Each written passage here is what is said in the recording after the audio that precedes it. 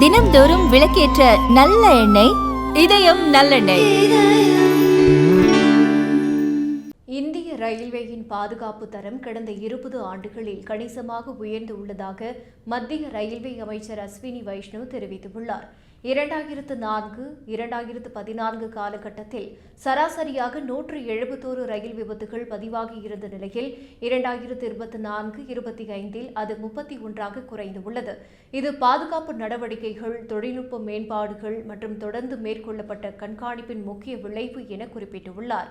ரயில்வேயில் ஏற்படும் எந்த ஒரு அசாதாரண சம்பவம் முழுமையாக விசாரிக்கப்படுவதாகவும், தொழில்நுட்ப காரணங்கள் மட்டுமின்றி பிற காரணங்கள் உள்ளனவா என்பது மாநில காவல்துறை, சில சமயங்களில் சிபிஐ, என்ஐஏ போன்றவற்றின் உதவியோடு ஆராயப்படுவதாகவும் தெரிவித்தார்.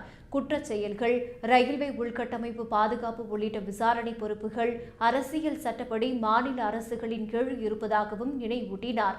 2023 மற்றும் 2024 பதிவான ரயில் பாதை சேதம், நாசவேலி சம்பவங்களில் குற்றவாளிகள் சட்டப்படி தண்டிக்கப்பட்டுள்ளதாகவும் கூறினார்.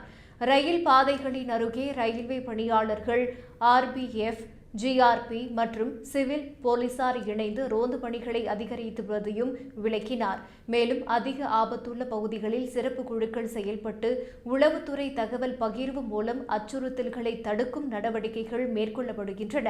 தொடர்ச்சியான கண்காணிப்பு, தடுப்பு செயல்பாடுகள் மற்றும் பாதை அருகில் உள்ள அபாயகரமான பொருட்களை அகற்றும் நடவடிக்கைகள் ஆகியவற்றின் விளைவாக விபத்துகள் குறைந்து வருவதாக ரயில்வே அமைச்சர் தெரிவித்துள்ளார். 2025-26 நிதியாண்டில் நவம்பர் 2025 வரை விபத்துகள் 11 என்று குறைந்த எண்ணிக்கைக்கு வந்துள்ளது என்றும் தெரிவித்துள்ளார்.